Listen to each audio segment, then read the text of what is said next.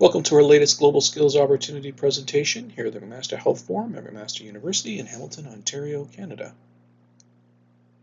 I will provide an overview of the McMaster Health Forum as well as the Global Skills Opportunity Program, and then I'll turn things over to our GSO awardee presenters who will describe for you what they learned during their Global Skills Student Mobility experience. The McMaster Health Forum is a leading hub for improving health outcomes through collective problem solving. We harness information, convene stakeholders, and prepare action-oriented leaders. We aim to be an agent of change by empowering stakeholders. The Global Skills Opportunity Student Mobility Projects aim to empower Canadian students, especially underrepresented students, to take advantage of international learning experiences and to develop skills such as problem solving, adaptability, resilience, and intercultural competency. While open to all undergraduate students, the national program targets groups for whom international experiences have traditionally been less accessible, specifically Indigenous students, students from low-income backgrounds, and those with disabilities. The program also aims to diversify the destination countries where Canadian students pursue international learning. The McMaster Health Forum is proud to have been selected to host a Global Skills Opportunity Student Mobility Project until the end of March of 2025. This project will enable emerging leaders within McMaster University's undergraduate community to build knowledge and skills to support health and social system strengthening internationally. We will leverage McMaster Health Forum's programs to support skills development in policy, political, systems analysis, evidence synthesis, and stakeholder engagement, while building on our experience with student mentorship, leadership development, and facilitating international exchange. On the screen now, you'll see all the students who have engaged in the McMaster Health Forum's GSO program up to this point, with many more still to come. One of today's GSO presenters is David, who at the time of the GSO experience was pursuing a bachelor's degree in health sciences at McMaster University. During GSO, David hoped to deepen his knowledge of evidence synthesis within the realm of South African public health concerns. David also anticipated that working alongside local stakeholders would provide him with valuable insights into their culture.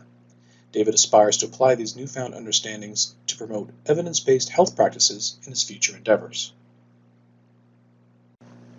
Our other GSO presenter today is Tiffany, who at the time of her GSO experience was in the Bachelor of Health Sciences program at McMaster University. Through GSO, Tiffany hoped to learn more about evidence synthesis in the context of South African public health issues and gain greater cultural understanding by working with various local stakeholders. Tiffany aimed to apply these learnings and help further evidence-based health promotion through her future medical studies in Canada. David and Tiffany, over to you. Hi everyone. Today we'll be presenting on our GSO internship with the South Africa Center for Evidence, also known as SACE, that happened just this past summer. My name is Tiffany and I'm joined by David, and I'll be talking later, but Tiffany, you take the lead. Yeah. So first, I'll just be going over what exactly SACE is and the project that we worked on with them. So SACE is a nonprofit. They're located in South Africa and they specialize in supporting evidence-informed policymaking across Africa. And so they do this by basically creating a lot of important evidence synthesis products. The review that we specifically worked on with them is called the Evidence Review on Coastal and Terrestrial Water Sector Interventions in Developing Countries. So before I delve into the specific details of the project that we worked on, I want to go over our personal learning objectives for this trip. So first, we wanted to gain insight into evidence-based policymaking. As well, we knew that we would be working with a large team, so we wanted that hands-on experience collaborating with the multifaceted team. As well, since we were going to a whole new country, we wanted to gain some cultural experience. And finally, of course, we wanted to improve our communication skills throughout the trip. So just providing a broad summary of the project. So it was a systematic review, and it was just assessing the effectiveness of coastal and terrestrial water sector interventions in developing countries, as I mentioned before. And the precise rationale for why we were conducting this project was to gain a better understanding of water sector interventions in order to hopefully achieve water security and climate targets. And so by better understanding this, we would hopefully be able to better guide future programs and projects and interventions that would hopefully resolve these issues. And specifically, our role, David and I's role for this project, was to have weekly meetings to discuss the project and any updates pertaining to it, and also screening and reviewing studies for eligibility. Now on to the importance of this review. So first and foremost, of course, water is a crucial resource. So when we think of water, we recognize it as a biological human right and social necessity, but also water has many other integral roles in our life. So that includes the basic functioning of our environment, and also water is at the heart of many political agendas. And so, especially in recent years, this has been a growing topic. So we've heard a lot about climate change in the news and how it has had a really prominent effect on water resources. So just a stat here, but about half of the world's 8 billion people are estimated to experience severe water scarcity for at least some part of the year due to climatic and non-climatic factors. And so basically, if this climate issue persists, natural water resources and thus overall water storage and availability of this water may be greatly impacted. This is especially important for developing countries where rapid population growth and urbanization is especially sure to change the way water resources are dealt with. And so that's where this review comes in, where we're trying to search for a solution to this emerging challenge. So this research will hopefully inform interventions that will allow individuals to adapt to these changes and manage water resources appropriately. Okay, so just transitioning into the latter half of our presentation, going more into the travel part. This is just a summary of how exactly our whole journey went. So first we started off in Hamilton, and then we went off to Johannesburg for 2 weeks. And then that led us to Cape Town, where we stayed for 2.5 weeks. So first I'll be talking about our first destination, which was Johannesburg. And so we lived in this Airbnb. On the left here is just a picture from our Airbnb, which is very, very pretty. And we lived in a relatively safe area. It was near a mall with a lot of stores and food. And something to note here is that Johannesburg, South Africa, in general, has an issue called load shedding. And essentially where the power, the electricity goes out at different times throughout the day. And so that was an issue that we really wanted to keep in mind. And so when looking for accommodation, we highly recommend that you keep this in mind and hopefully look for accommodation that has its own generator, so you don't have to actually deal with no electricity for an extended period of time. Also, a big note here is safety in South Africa. So definitely travel in groups and don't go out alone at night. So on our stay in Johannesburg, we took a red bus tour. This was essentially just a tour of the city. We visited a lot of popular sites. So at the bottom of the slide here, you can see the CBD or Central Business District of Johannesburg, which is just a view of the whole city. And also importantly, we visited the Apartheid Museum. And this was a really profound learning experience for us. We learned a lot about the history of racial segregation in South Africa. And I would say that greatly impacted our understanding of South Africa as a whole, especially as we moved forward, for example, in our observations and our interactions with others. Next, we visited the Johannesburg Zoo. We saw a lot of animals like the flamingos in this picture, or snakes and monkeys and a lot more. And we also got to go on a day trip to Soweto with one of our coworkers. And what Soweto is basically a township of Johannesburg, and it's a little bit different from the big city. So these townships actually carry a lot of history with them. They were originally created when the white government wanted to separate the white and black folks. And so it's quite different from the city life. So the overall atmosphere was different, the way of life was different. For example, there were a lot of street vendors selling souvenirs. And so it was just very insightful to experience something different. The photo I have on the right here is of the Soweto Towers, and we went all the way to the top. It was very, very high, and we got to a whole view of the township. Finally, one of the most memorable parts of this trip was actually the safari. So we went on a 4-day safari where we completely immersed ourselves. So we lived in these lodges on or near the safari. You can see in the picture on the left here. And basically we woke up very, very early every single day to drive around Kruger National Park to spot animals. So there were elephants, there were giraffes, there were wildebeests, there were impalas, and a lot of these animals we just don't have here in Canada, so that was great. Also, we visited some famous scenic spots on the panorama route.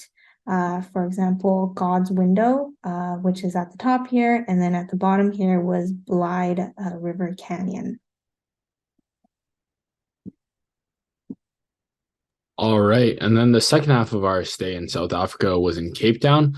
So we communicated in advance with the team before we even went to South Africa if it was possible to do some work in Cape Town instead of just Johannesburg the whole time. And definitely we recommend just varying up where you stay. But just make sure you communicate this beforehand and just checking if this is all possible. So first of all, just getting to Cape Town. It's very just different city from Johannesburg. We feel like it's more, I guess, nature based, and there's a lot more natural attractions, as we only stayed in the cities near the city center of Johannesburg. And similar to Johannesburg, obviously, there was the load shedding, which is obviously dependent on your building and area. So do some research before that, before finding your place of residence. As well as safety-wise, we live in an area called DeWaterkant in Greenpoint. So do some research on the safety of the area before, like, obviously booking your stay. And DeWaterkant was quite a safe area. So that is, if that's a place of interest for you, it might be good to stay there. And then, so starting off Cape Town, I guess, for the first thing we did was obviously book a red bus tour, because similar to Johannesburg, they go around all the like main attractions of the city. And you get a discount if you bring your ticket that you bought from a different red bus tour, which we did in Johannesburg. And these sort of tours are good because you can plug in your earbuds into the side of the bus, and you get read out sort of just the historical context and cultural value of some buildings or just some attractions, and just maybe it even gives you some fun facts sometimes about some phrases that you might learn, or you might hear some sort of local folks saying. And yeah, so starting off our journey in Cape Town, we first visited some natural attractions. So the first one was the Kirstenbosch Botanical Gardens, which was one of the stops on the red bus tour. And so this area is sort of just this natural conservatory area for all these plants. And there's like many different types of plants. And it sort of has these greenhouses and stuff that show you like across just Africa in general, all these sort of plants that do live on the continent, and like the conservatory efforts that are being made to keep this biodiversity. And then moving forward, we went to the World of Birds Conservatory, which is sort of the historical context of this is that there's some rich landowners before, and they all had pet collections and just their own personal zoos. But then as time progressed, sort of the world moved forward, and they sort of just donated their collections to this conservatory. And because they were all like human raised, they could be released back in the wild. So obviously this conservatory was established to obviously raise awareness about these animals, as well as sort of provide the residents, as well as serve as a tourist attraction. So in this conservatory, you can obviously see many birds. You can walk in the cages with them. There's many types of birds in there, as well as small mammals. And one of the most memorable attractions for us was seeing the squirrel monkeys. And this is an attraction where you can literally go inside the cage with them, and the keeper will throw food on you, and they will crawl on your head and stuff like that. As you can see here, it was very memorable. And make sure to clear your phone, get some storage to record these interactions. And then moving forward, one of the main attractions in Cape Town is obviously the ocean itself. So some water activities that we did go through with were kayaking, which is something that we definitely do recommend, as it's however, it's very weather dependent. So definitely check the weather and plan ahead, because the sea can't be too rough. It can't be rainy and stuff like that. But then going on these websites, you'll definitely be able to find sort of this company that will take you around. And yeah, on these kayaking, you can see the whole city from the ocean, as well as you can see, if you're lucky, we were very lucky and we got to see dolphins, seals, and some even wild penguins just swimming about around the city. So it's very amazing to see just sort of how these animals interact with the harbor, I guess. And then also there's obviously the harbor cruises and sunset cruises, which sort of take you and show you the beauty of the town itself. And as well as there's some booths on the harbor that all take you to do different things. And one of the interesting ones is sort of just the one that takes you to Robben Island, which is also weather dependent. But Robben Island is essentially where Nelson Mandela was imprisoned. So there's definitely historical context to that. And if you want to learn more about that, we definitely do recommend you go. And then moving forward, we saw some more animals, obviously. So penguins, which are the South African penguins. These are natives to South Africa, and it was very interesting to see wild penguins, as it was sort of just like, as a Canadian, when you learn about penguins, all you see is the ones that live in sort of Antarctica and like amidst all this ice and snow. And seeing like these wild penguins that were living in definitely in a warmer climate was definitely interesting to see, as well as in the attraction, which is one we went to, was Boulders Beach, which was one of the more popular tourist attractions for seeing these penguins. You learn about all the conservative efforts made to sort of preserve this species. And then also we also went to this aquarium, which is the Cape Town Aquarium. It's a very big aquarium. There's all sorts of fish and species here from across the world, but it also focuses on like the African Ocean and just how it's being affected by just the world now, and just overfishing and stuff like that, and just conservative efforts they're making to preserve that as well. And then finally, to conclude our trip, something we really wanted to do was take a cable car to the top of Tip Mountain. But like most of a lot of the activities in Cape Town, it's very weather dependent, and since it was very rainy and windy, the cable car can't operate. So then on the very last day, we got very lucky and it was open, so we went on top and sort of experienced like seeing Cape Town from a bird's eye view. You can walk around, hike around on top, get some souvenirs, as well as sort of just experience just the vastness of the city, as well as it's very beautiful. And yeah, and then finally we're going to conclude with some food. Obviously there's many types of food you can experience in South Africa, and we didn't even scratch the surface, I feel like. But in Johannesburg and Cape Town, it's just very multicultural. It's much more multicultural than you probably think. You can experience all sorts of food, from Asian to African, obviously, to just even European food. And there's some major influence from Indian cuisine as well as Portuguese cuisine you can find around. And we definitely do recommend you try different places. Don't keep eating at the same place once, as there's so many restaurants across Cape Town and Johannesburg. And yeah.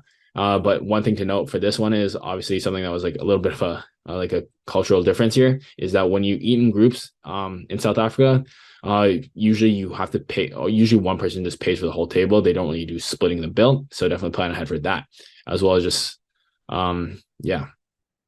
And then just final takeaways and learnings for self-directed learning. Just sort of, there's a lot of these intricacies that you can't explain and put into words, but it all comes from these like small things that happen while you're exploring a different country. And when we were exploring South Africa and just interacting with the people, you definitely learn a lot that sort of just adds to your own character and just these small details. And then collaboration, obviously, since a lot of our portion of our work was all teamwork, it was very interesting to work with work in policy and just this multifaceted team. And we definitely learned some collaboration skills there on sort of how it operates and getting a better understanding of that. And then for policy framework in South Africa, we definitely get a better understanding of policy work in general, and especially in South Africa, as well as just health policy too, and definitely learning from these different perspectives in the government. So, and then for cultural competency, we obviously, from interacting and connecting with those in this different culture, it definitely provided us with these invaluable cultural skills that we'll take with us moving forward. And then research skills, obviously, where we develop skills in systematic reviews and just research involved with the South African government. And then finally, just connections, just making these friends and just connecting with everyone you interact with. And just, it's sort of just, it's just very meaningful connections. And then just finally, thank you to James, the Health Forum, and the GSO program for providing us with this experience. It was very valuable learning experience, as well as we had a lot of fun. And we encourage those who watch this video to have some fun, as well as honestly communicating with the team, as they're all very helpful. And yeah, so we hope you enjoy this presentation and enjoy your GSO trip, guys.